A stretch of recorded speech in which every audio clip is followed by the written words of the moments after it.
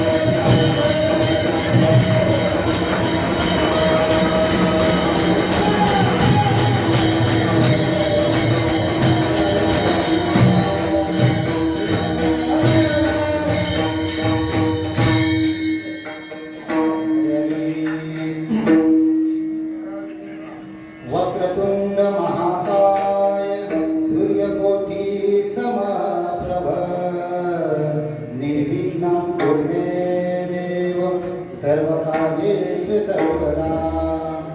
सर्वमंगलमांगल्ये शिवे सर्वार्थसाधिके शरण्ये त्र्यंबके गौरी नारायणे नमोस्तुते. गुरुर्ब्रह्मा गुरुर्विष्णु गुरुर्देवो महेश्वरा गुरुर्साक्षात् परब्रह्म तस्मै श्री गुरुवे नमः. ओम नमो याध्याय वेद प्रतिपाध्याय. जय जय स्वसंविद्या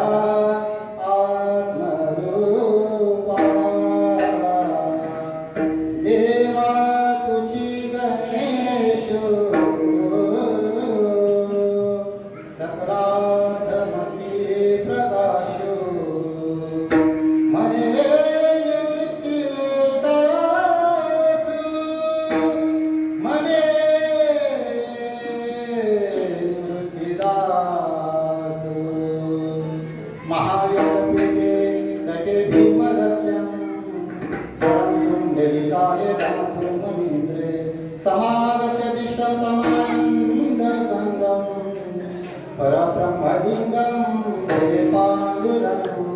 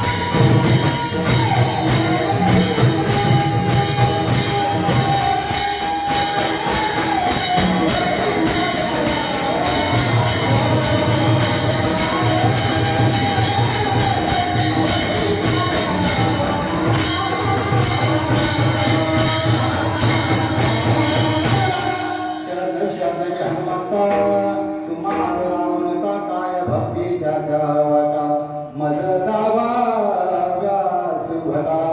आणि ज्यांचा हात श्रीमस्तकी आहे ती आमची माऊली धाव घाली आई.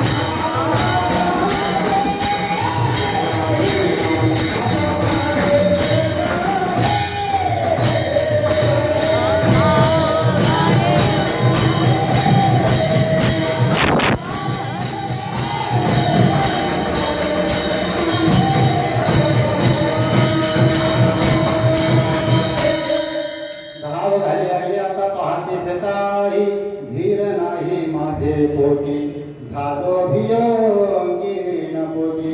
मनोजवं मारुती तुल्यवेदं जितेन्द्रियं बुद्धिमतां वातात्मजं वानरयुक्तमुख्यं श्रीरामदूतं शरणं प्रपद्ये. भावभक्ति भगवंत गुरु जगुनाम प्रभु एक उनके पद वंदन करो नासक्ति वेग में अनेक. राम सिया राम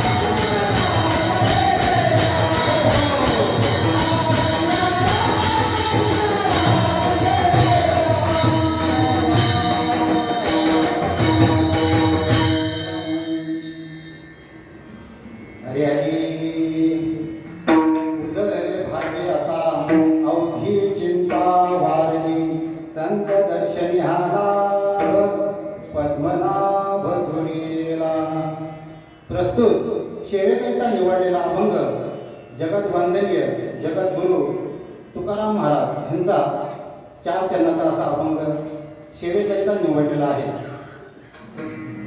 आज माझ्यासाठी पण उजळलेला भाग्य आहे, म्हणून आमच्या गुरूंच्या आदेशानुसार किंवा मलाही वाटलं माझा उजळलेलं भाग्य आहे अशानुसार अभंग निवडलेला आहे.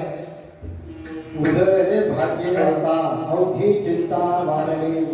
महाराज या अभंगातून संतांच्या दर्शनाचा भाग्य काय होते किंवा आपल्याला प्राप्ती काय होते, संतांचा महिमा काय आहे या अभंगातून आपल्याला पुढे पुढे सांगत गेले आहेत की आपल्याला या अभंगातून काय माहिती होते.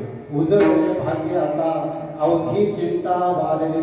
संतांचं दर्शन झाल्यानंतर कोणत्याही प्रकारची चिंता राहत नाही असं महाराजांना म्हणायचं आहे. आणि संतांचं दर्शन झाल्यानंतर भगवंताची प्राप्ती होते. आपला रास्ता कोण दाखवतोय, संत आपल्याला देवाकडे जाण्याचा मार्ग दाखवतात. म्हणून महाराज म्हणतात संत दर्शनी हा लाभ पद्मनाभ जोडीला. मग देव भेटल्यानंतर आपण कुठे ठेवायचं महाराज म्हणतात तर आपण हृदयामध्ये साठवून ठेवायचं. महाराजांचं म्हणणं आहे संपुष्ट हे हृदय पेटे करोनी कोटी साठवू संत दर्शनी हा लाभ पद्मनाभ जोडीला. परंतु हे सर्व भेटण्यासाठी, हे सर्व भाग्य लाभण्यासाठी आपल्या पूर्वजांचा कुठेतरी होता ठेवा असायला लागतो. आपल्या वडिलांचा, आजोबांचा सगळ्यांचा ठेवा असू लागतो. जसं की माझ्यासाठी माझ्या बाबांची माझी ओळख काहीच नाही आहे, परंतु नारायण पांगेले यांच्या पुण्याने मला इथं उभं राहील आणि हा तुमच्या सगळ्यांच्या आशीर्वाद आहे. या सर्व साधू संतांच्या आशीर्वादामुळे. तसंच महाराजांचं तेच म्हणणं आहे साधू संतांचं दर्शन झाल्यानंतर भगवंताचं दर्शन घडून देतात आणि ते सुद्धा पूर्वजन्मीचा सुकृतीचा जेव्हा आपल्याकडे फल असेल, ठेवा असेल, तेव्हा महाराज म्हणतात तुका म्हणे होता ठेवा तो या भावा सापडला संत दर्शनी आला पद्मनाभ जोडीला.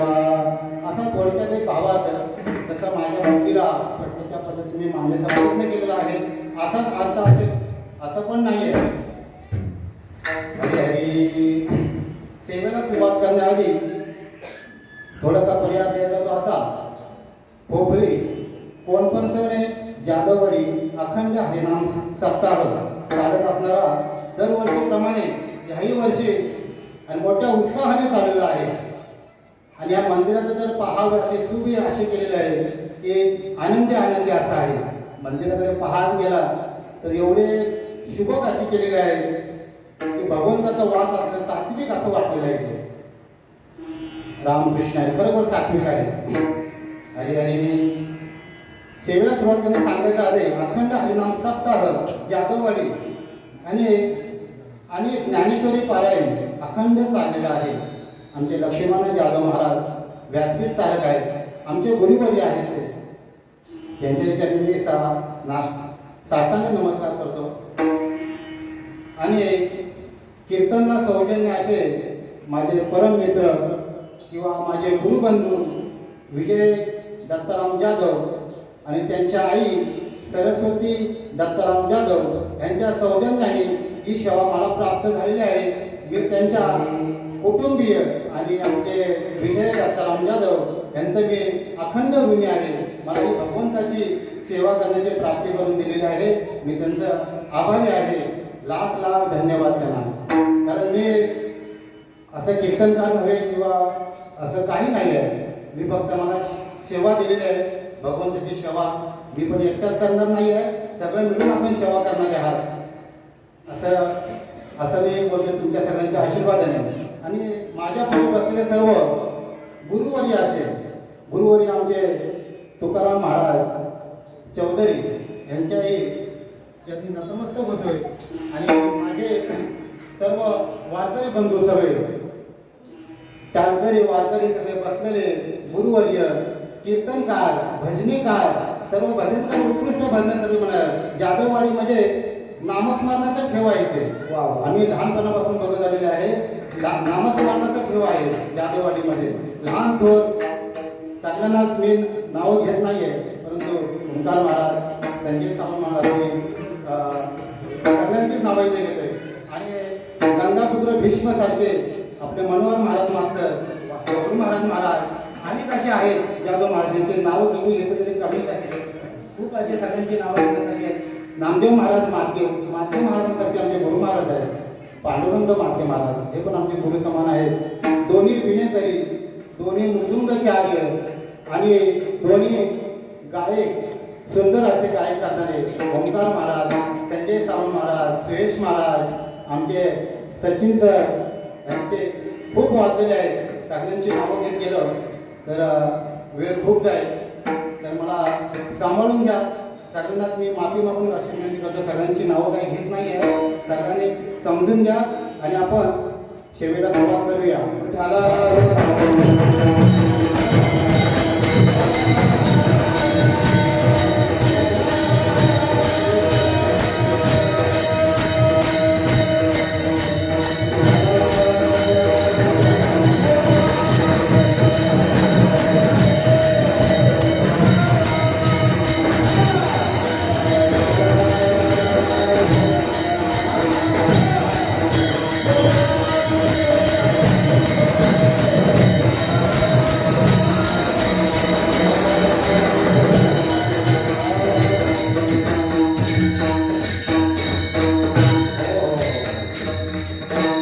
ज्यांच्या आशीर्वादामुळे मी आज इथं उभे आहे, ज्यांच्या आशीर्वादामुळे आज आपण इथं उभे आहोत, काल झालेले आहे. छत्रपती शिवाजी महाराजांच्या आशीर्वादामुळे आज आपण इथं उभे आहे. त्यांचा एकदा आपण नामघोष करूया. छत्रपती शिवाजी महाराज की जय, श्री संभाजी महाराज की जय. हरी हरी उजळले भाग्य आता, अवधी चिंता वारली, संत दर्शन हा लाभ पंढना बजुळेला. तुकाराम महाराज ह्या अभंगातून संतांच्या दर्शनाचं फलरूप काय आहे, संतांच्या दर्शन झाल्यानंतर प्राप्ती काय होते, ह्या अभंगातून सांगायचं आहे. जसे शिवाजी महाराजांनी अनेक मावळे घडवले, ती परंपरा अजून आताच्या ह्या पिढीमध्ये दर्शन घेणे म्हणजे असं कमी पण वाटायला लागलेलं आहे. आताच्या ह्या पिढीला सगळेच असं मला म्हणायचं नाही, परंतु आताची पिढी आहे दर्शन घेणे, पाया पडणे, त्याला असं असं कुठेतरी कंचित वाटते की बाबा पाया पडणे. परंतु शास्त्रामध्ये असं म्हणले आहे, फलली जा तरुची शाखा, सज भूमी उतरे देखा, तैसे माझे मन असे घालावती जे. महाराजांनी असं म्हणणं आहे, ज्या झाडावरती फळं लागतात, जेव्हा झाडावरती फळं जेव्हा परिपक्व होतात तेव्हा त्या फांद्या ओतमल्या जातात, झुकल्या जातात खाली. महाराजांचं म्हणणं आहे, जसा भात आपला परिपक्व जेव्हा पिकतो तेव्हा भाताचे लोटे आपल्या खाली वागतात, परिपक्व झाल्यानंतर त्या खाली वागतात. तसं महाराजांचं म्हणणे आहे. झुकणे म्हणजे अपूर्वाचं असं भाग्य नाही आहे, झुकणे म्हणजे परिपक्व होण्याचं महत्व आहे. झुकणे म्हणजे तसं तुकाराम महाराजांचं म्हणणे. आता तुकाराम महाराज आकाशी एवढे, परंतु ते सुद्धा खाली वागले, लागून या पाया, लागून या पाया, ते पण खाली झुकलेले आहेत. मग महाराज तर म्हणतात, पाया पडणे, पाया पडावे माझे भांडवल. तुकाराम महाराजांचं म्हणणं आहे, पाया पडणे हा माझंच भांडवल आहे, आणि ह्या भांडवलापासून मी आतापर्यंत इथपर्यंत आलेलो आहे. भूते देव म्हणून पायाची पडावे, भूते देव म्हणून पायाची पडावे. असे कोणी का असं नका, परंतु संत कोणी का असं नका, परंतु त्यांच्या पाया पडणे हा आपला भाग्य आहे.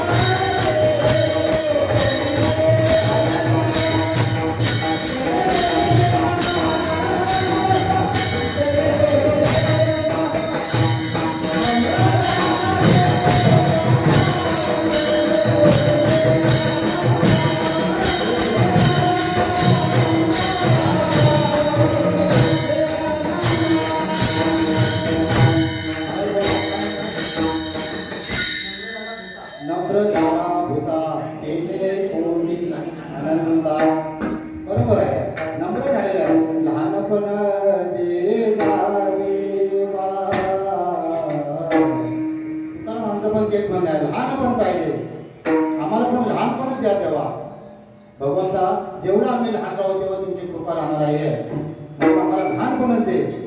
म्हणून ह्या संतांच्या बाबतीत असं आहे, महाराज म्हणतात मी एकदा जात होतो. कुठे जात होतो? सापडली वाटे